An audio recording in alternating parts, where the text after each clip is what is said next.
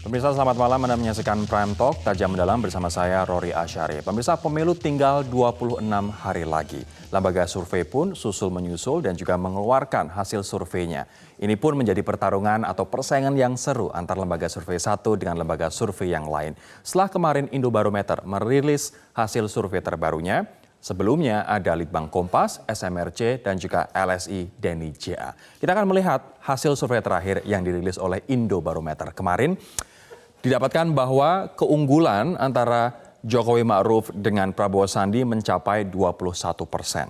Di sisi lain, Jokowi Ma'ruf meraih 50,2% pemirsa, sementara Prabowo Sandi adalah 28,9%. Mereka yang tidak menjawab dalam survei ini cukup besar, yakni 20,9%. Apabila dibagi, misalnya secara proporsional begitu, Indobarometer mengatakan bahwa kemenangan masih tetap akan milik Jokowi dan juga Kiai Haji Ma'ruf Amin. Kita akan lihat respondennya, 1.200 margin of error dari Indobarometer ini 2,83% dengan tingkat kepercayaan 95%. Nah, kita lihat hasil survei dari 3 lembaga survei yang lain yang sebelumnya mengeluarkan survei yang sama dengan periode survei yang hampir bersamaan atau berdekatan begitu.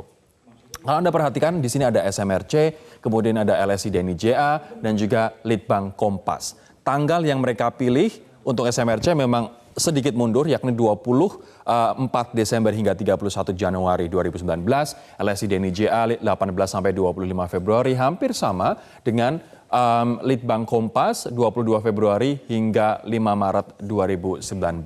Nah, hasil dari SMRC 54,9% untuk kemenangan Jokowi Ma'ruf, 32,1% untuk kemenangan untuk Prabowo Sandi, dan 13% mengatakan tidak menjawab atau masih belum tahu. Sementara LSI Denny JA pemirsa juga tidak jauh berbeda, yakni 58% kemenangan Jokowi Ma'ruf, sementara Prabowo Sandi 30,9%, dan yang menjawab tidak tahu atau tidak menjawab adalah 9,9%. Ada sedikit perbedaan terkait dengan hasil survei, yakni di Litbang Kompas masih mengunggulkan Jokowi, menempatkan Jokowi dengan keunggulan 11,sekian%, dengan keunggulan Jokowi 49,2%, sementara Prabowo Sandi 37,4%, dengan mereka yang tidak menjawab atau tidak tahu 13,4%. Nah, kita juga akan mengetahui nanti dengan berbincang dengan sejumlah narasumber terkait dengan ini H-26.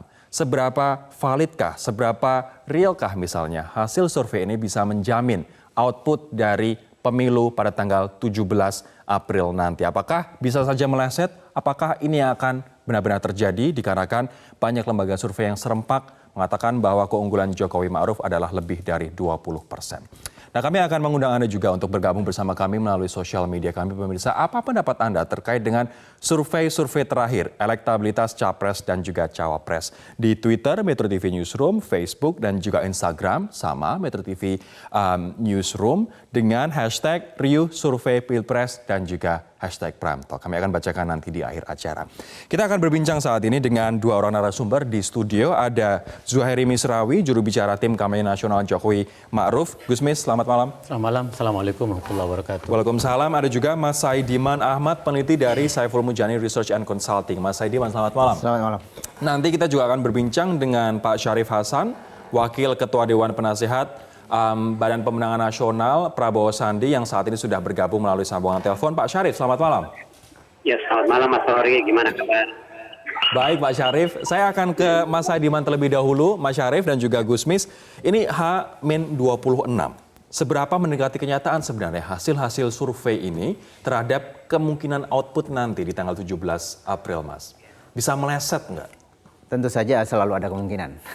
Karena kan prinsip dari survei itu adalah kita memotret realitas itu pada saat ketika survei itu dilakukan.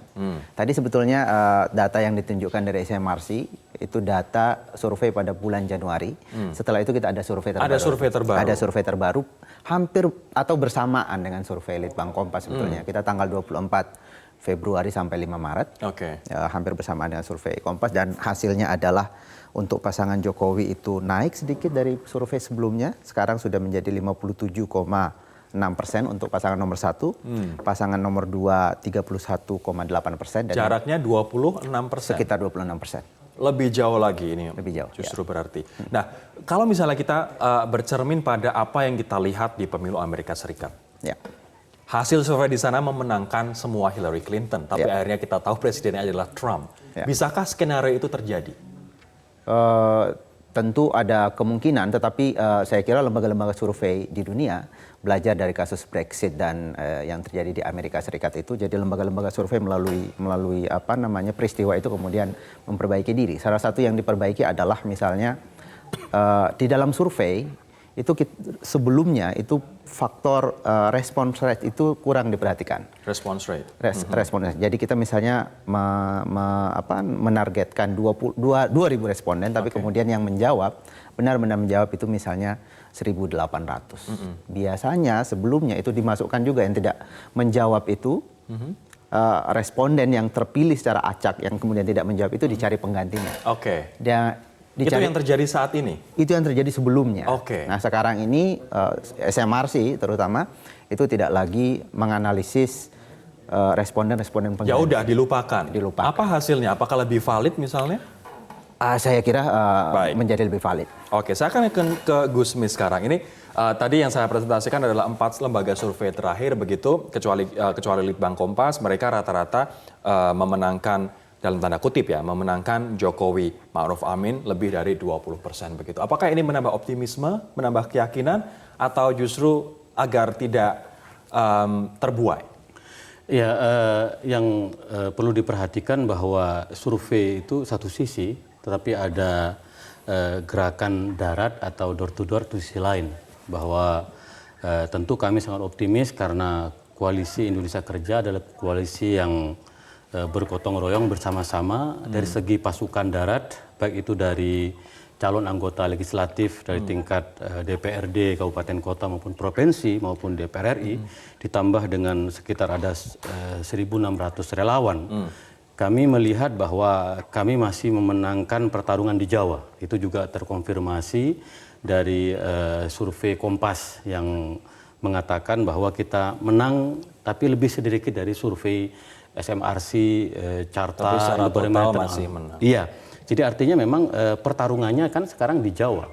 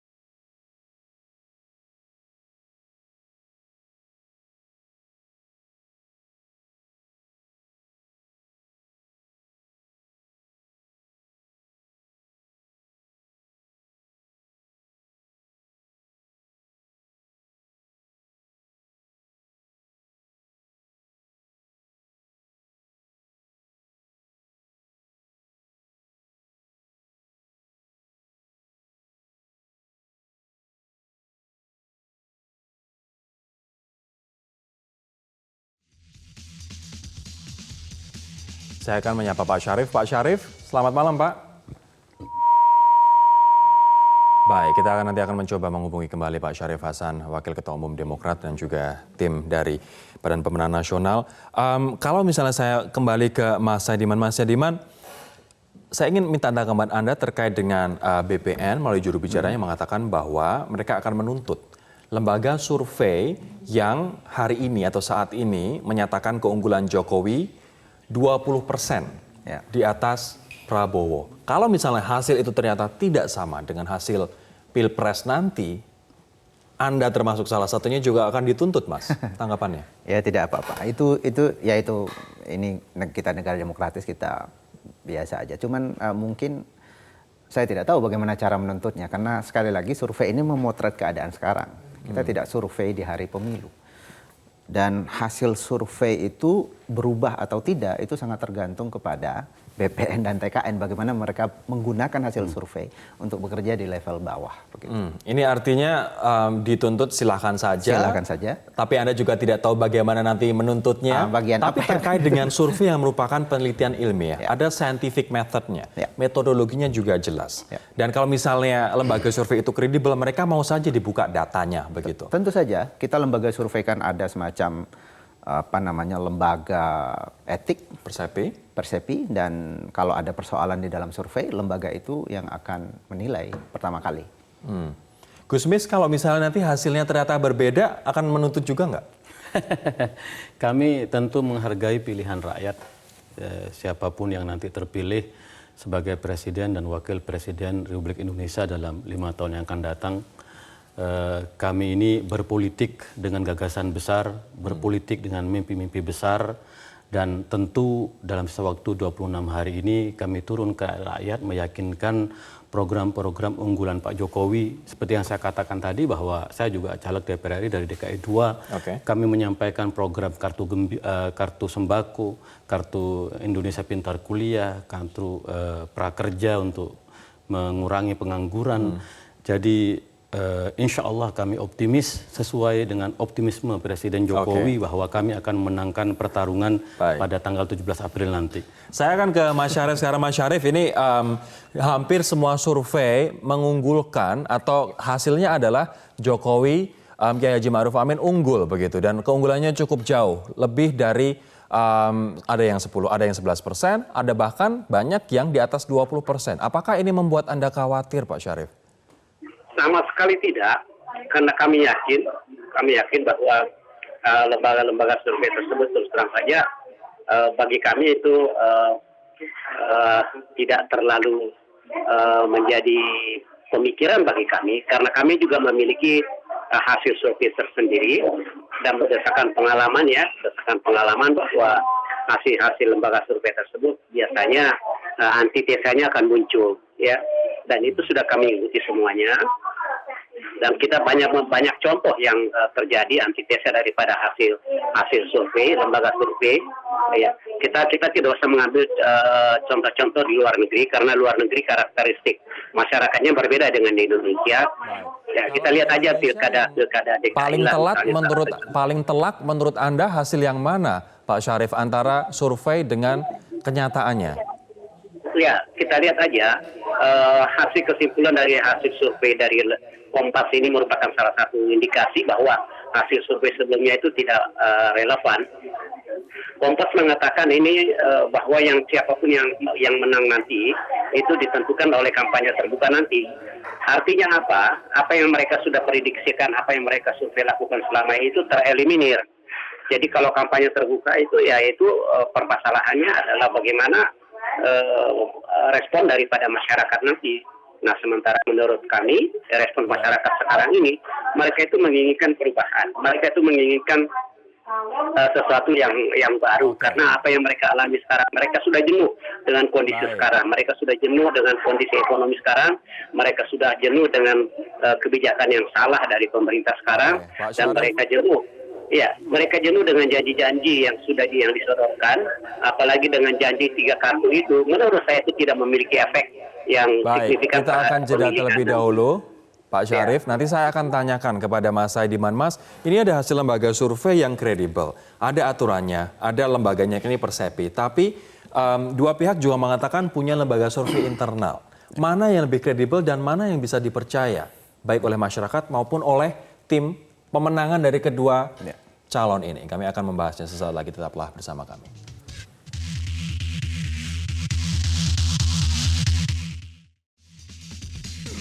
Saya akan kembali ke Mas Saidiman. Artinya siapa yang bisa lebih dipercaya? Apakah lembaga survei yang kredibel ataukah lembaga survei internal yang banyak oleh tim pendukung atau tim pengusung begitu yang itu dipercaya begitu? Pertama-tama survei ini, kegiatan survei ini, lembaga survei ini sebetulnya terkait dengan kepercayaan. Jadi tidak bisa ujuk-ujuk ada lembaga survei baru misalnya tiba-tiba orang harus percaya sama dia. Itu ada track record lama begitu. Karena Artinya yang di internal belum tentu bisa kredibel dan dipercaya. ya kedua-duanya tentu saja bisa melakukan manipulasi, tetapi yang pertama-tama harus dilihat adalah lembaga-lembaga survei kredibel itu biasanya punya pengalaman bertahun-tahun atau dari pemilu ke pemilu melakukan itu, dan itu bisa teruji dari sana. Yang kedua, lembaga-lembaga survei ini memang juga bisa diuji. Lembaga-lembaga survei kredibel itu akan sangat terbuka kepada siapapun, misalnya untuk menjelaskan metodologi yang digunakan, sampelnya bagaimana, dan seterusnya. Bagaimana mengetahui apabila survei itu dibayar atau dimanipulasi, Mas? Jadi ada dua persoalan di sini antara dibayar dan manipulasi. Oke.